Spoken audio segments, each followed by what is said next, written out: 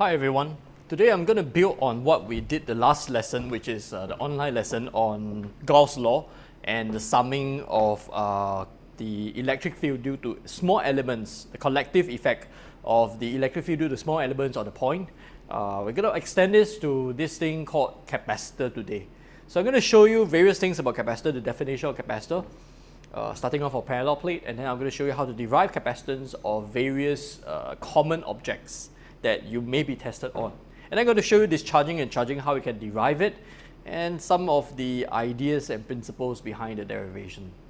So let's start off with what I think one of the last things that we did, which is the derivation of the electric field due to a charge plate. So if you still remember, if you were to find the electric field strength due to a charge plate, the E field is going to be equals to sigma 2 epsilon naught, where sigma is the charge density, but the charge per unit area on the charge plate. And I make a point that it is actually quite interesting. If you look at the electric field strength equation over here, it doesn't depend on the distance. Now this is only true if the charge plate is infinite in size. Relative, of course it is, relative to the distance you are away. So big assumption that the plate is infinite. Now, if I were to have a positive plate over here and a negative plate over here, the two E fields will add up, because the E field at this point due to the positive plate will point up, and also due to the negative plate will point up as well. So therefore, the resultant electric field is going to be sigma epsilon naught. Now, let's extend a little bit further. Electric field, by definition, it is the potential difference for parallel plate. It is the potential difference across the plate divided by the distance between the plate. And this is equals to sigma, which is also equals to Q upon the area of the plate times epsilon naught. So this is the charge per unit area. Therefore, Q upon V, delta V, will become epsilon naught A upon D. Now this thing over here is what we call the capacitance of the parallel plate. Now what does it mean when we define something called capacitance and define it as the charge per unit potential difference? There's the capacity, the capacitance, as the name suggests, it is the capacity of an object to store charges. So if the capacitance is big, it means that the object over here can store a lot of charges. Think of it as a bucket. If you've got a small bucket over here and a big bucket over here, this bucket over here, if I pour in a certain amount of water, it will be this high, say for example. And if I pour in the same amount of water, it may only be this high. So this bucket over here has a big capacity for water, which is the big capacity for water. Now the height over here is like the potential difference. The amount of water that I pour in is equivalent to the charge. So as you can see, the ability of this container to hold the charge is much bigger. So the potential difference over here, the potential difference rise is going to be very small. So the way that we define the ability of an object to hold charges is the charge divided by the potential difference. So if we have the same amount of charge thrown into an object, if the potential rise is very small, then the capacitance is big. The ability to hold the charges is big. However, if the potential difference rise is very, very big, then the capacity to hold the charges is very small. So that's why we define this quantity called capacitance, defined as Q upon delta V. So this is a very typical situation. The other very typical situation is that of a sphere. Now, remember that potential difference or potential on the surface of a sphere is given by this. Now, this is really simple because you just need to rearrange the Q and V and you'll get this thing over here. Now, just to give you an idea of how small capacitance usually are, if you were to look at this quantity over here, this is 8.85 times 10 to the power minus 12. So times 4 pi, this is about 12, times this is about 100. So this number over here is about in the order of 10 to the power minus 10. That means that in order for your metallic sphere to have a capacitance of 1 farad, by the way, the units of capacitance is farad, capital F. So in order for your metal sphere to have a capacitance of 1 farad, the radius needs to be 10 to the power 10 meters, which is about 10 to the power 7 kilometers. That's bigger than the radius of the Earth. So to have a capacitance that is big, like in order of farads, it's almost impossible in real life. Yeah, probably at some extreme applications, there may be, but in usual like daily applications, usually you're talking about microfarad, nanofarad, or even picofarad. So it's really, really small values that we're dealing with. Now, we got a parallel plate, we got the capacitance for for the sphere. Now let's move on to something more exotic, which is the capacitance of a coaxial cable.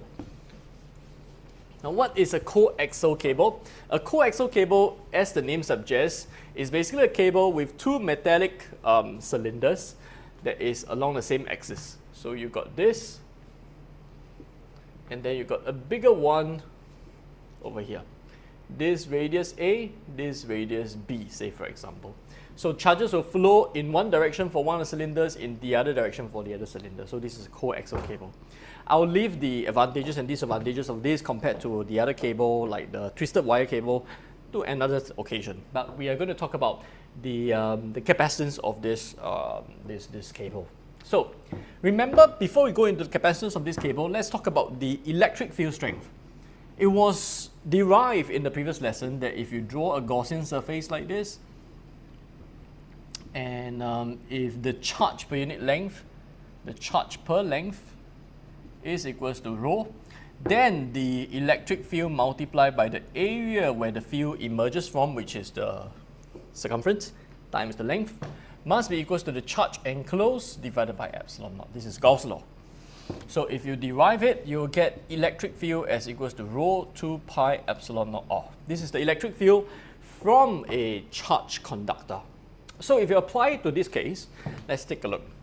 E is equals to minus dV dr, which is going to be equals to rho upon 2 pi epsilon naught R. So dV is equals to minus rho 2 pi epsilon naught R. And if you integrate it from A to B and V1 to V2, then what you're going to have is delta V, because this is going to be V2 minus V1. And this is rho 2 pi epsilon naught A to B minus 1 upon R dr. Then you're going to have rho 2 pi epsilon naught ln of R from B to A. And you're going to have rho upon 2 pi epsilon naught ln A upon B. Alright, so well, it depends. The reason why it's A upon B is because over here, probably we assume it to be, it depends on the polarity of the charges. So that will affect whether V1 is bigger or V2 is bigger. So whatever it is, we always take the magnitude of things. Even if it turns out negative, we always take the magnitude of the potential difference. So we always take the bigger potential difference minus the smaller potential difference, and this should be ln the ln B over A, which is the bigger over the smaller, so there you've got a positive number over here. Now, if you were to look at the derivation, let's put it as B upon A, otherwise it becomes a negative number. So if we put it as delta V equals to rho times L upon 2 pi epsilon naught L, did nothing except to multiply by L on top and below. And the reason why we do that is because this will become Q. So if we put Q upon delta V, then it will become 2 pi epsilon naught L divided by ln B over A. So this is capacitance. Usually what is expressed is capacitance per unit length, which is going to be 2 pi epsilon ln B upon A. So this is the capacitance per unit length of a coaxial cable. Alright, so these are the common situations where you need to know how to find the capacitance of. The next thing I'm going to deal with is this thing called dielectrics, and I'm going to focus specifically on the parallel plate that we deal with just now. So let's take a look. Now, what is a dielectric? Before I go into the math of dielectric, probably let's understand what's the problem if you don't have dielectric. So basically, dielectric is a material that you insert, an insulator that you insert over here. So if you insert an insulator, if you have a positive plate over here, negative plate over here, polarization will happen. So this will polarize some negative charges, and this will polarize some positive charges. Now the collective effect is that the field due to the parallel plate points this way, strong field, and the field due to the weak field due to the polarization is this way. So what you do effectively is that when these two things added up together, the E resultant reduces. When the E resultant reduces, what it causes is the potential difference to reduce. Why? Because if this is equals to delta V upon D, for the same distance, for this to fall, this must fall. Now, what's the effect of delta V falling? Now, if delta V falls, for the same charge you store, you have a smaller potential difference, you increase the capacitance. So, the purpose of having a dielectric is to increase the capacitance without anything at all. Just inserting it, you reduce the potential difference, therefore you increase the capacity of the capacitor to hold charges. So the purpose, in a nutshell, the purpose of a dielectric is to increase the capacitance by the following mechanism over here. So let's take a look at the physics and the math behind. Instead of writing E, this one, the E with the capacitor, with the dielectric is going to be ER, E naught, or rather K, D, which can be rewritten as this. So therefore, we insert this thing called the dielectric constant, which depends on the material that you use, how polarizable the material is. So if it is strongly polarizable, then it will reduce the electric field by a lot. So it will have a very big K. So it depends on materials. All right. Now what it does is that it actually does something to the way you insert it will affect the way the capacitors behave. So say for example, if you were to insert it halfway or into a distance x, and this is D. This is L. It's a square plate. It's a square plate separated by distance D, and this is dielectric constant K. So what it does is that it can be seen as two separate plates connected in parallel. This has dielectric, and this distance over here is x, this distance over here is going to be L minus x. Now, this is the part where you need to know how to add capacitance in parallel. When capacitors are connected in parallel, the effective capacitance is as though you connect resistors in series. So the C effective is equals to C1 plus C2, if you call this C1 and C2. So this C1 is going to be epsilon naught A 1 upon D1 plus epsilon naught. For C2, it will be R A2 upon D2, which is going to be epsilon naught. A1 is going to be L minus X times L divided by D. This separation is D, which is the same for the other one. This is ER X times L divided by D. So then you add the two of them up together and you get an effective capacitance for this. All right. Now, a more difficult situation is that if you have this inserting a material that is not going to fully fill up this area, and it fills up to a certain distance. So if this is D, this is, say this is X, this is L, and this is, say, let's use another notation, H. Now, this can be seen as an addition of three capacitors. This one, and this one. So this portion becomes C3, this portion becomes C2, this portion becomes C1. This portion becomes C1. So what you do then is that for these two, you add them up as though they're in parallel. So the C effective of this of 2 and 3 will be equals to 1 upon C2 plus 1 upon C3 inversed. And then you add this to the capacitance of C1. So if you follow these rules, no matter how I insert it, you should be able to handle and find an expression for the circuit with the capacitance. All right? So this is dielectric. You need to know how to handle circuits with dielectrics. The next thing I'm going to go into is energy related. So the energy related to a capacitor, if you have a QV graph, and the QV graph looks like this because Q equals to CV, that's the way it is being defined. The area under QV graph is equals to energy. Now, some of you may have this question, why not the area under the VQ graph? Why must it be the area made by the graph and the V-axis? Now, let's take a look at the meaning of this Q dV. Now, remember that dV is equals to Q times E dx. Why? Because remember, V is equals to, or rather, E is equals to dV, or the magnitude of E is equals to this. So therefore, E times dx is equals to dV. Now what is Q times the electric field? Isn't it force? So force times dx is the work done to push a charge from one point to another point. So that's why it is Q dV, not V dQ. All right, it has this, it goes back to the definition of work done, which is F dx. Now then some people may ask, why not X dF? This doesn't make sense because this means that you are at the constant location changing the force. This doesn't relate to work done. If you have an object not moving at the specific X and you change the force, no work done. Because in order for you to have work done, you must have displacement. So that's why it goes from here back to here, back to here. So not this one to V dQ.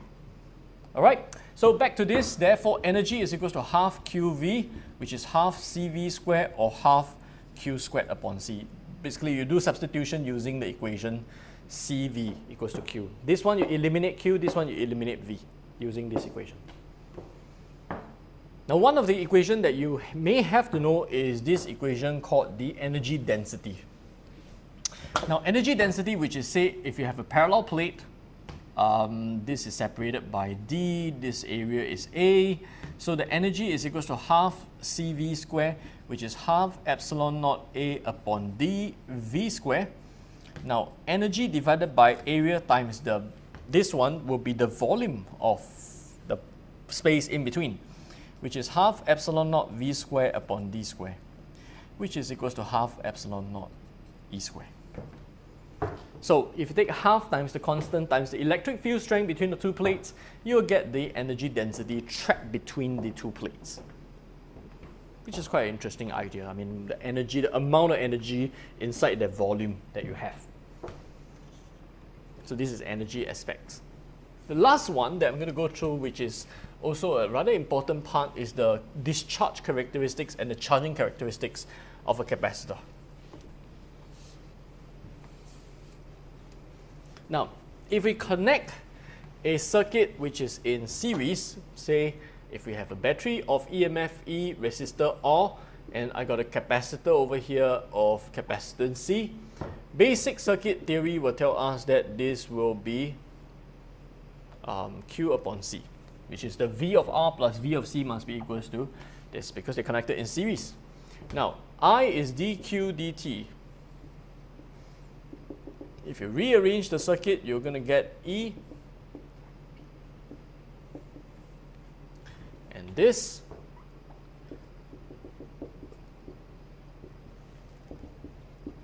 if you integrate this from 0 to time, 0 to Q, I'll leave the integration to you, but eventually you're going to get this expression where Q naught is equals to C times E. It's C times V basically, but after some time, the capacitance is going to be the same potential difference as the EMF of the battery. So this is the charging characteristic, and if you were to plot out the graph, it will look like this eventually. This is CE. If you were to do the discharging, so if you charge a capacitor and you discharge it through the battery, through the resistor, what you have will be QC plus IR will be equals to 0. So the same thing, the same rules, dQ dt times, if you rearrange, it will be Q upon RC minus. If you integrate, you'll find that Q equals to Q naught. So which means that the discharging characteristics will be like this, which makes sense. All right, so this is a very quick dipstick experience into what we call capacitance. Why do we need to define a quantity called capacitance, and how do we derive capacitance for the various common objects, and how does the dielectric change the capacitance of the capacitor, and how does the energy depend on the various quantities, the energy density expression, and also the charging and discharging characteristics of the capacitor. So at this point in time, I'll end off this lesson and leave you some space for ponder. The next topic that I'll go into is magnetic field.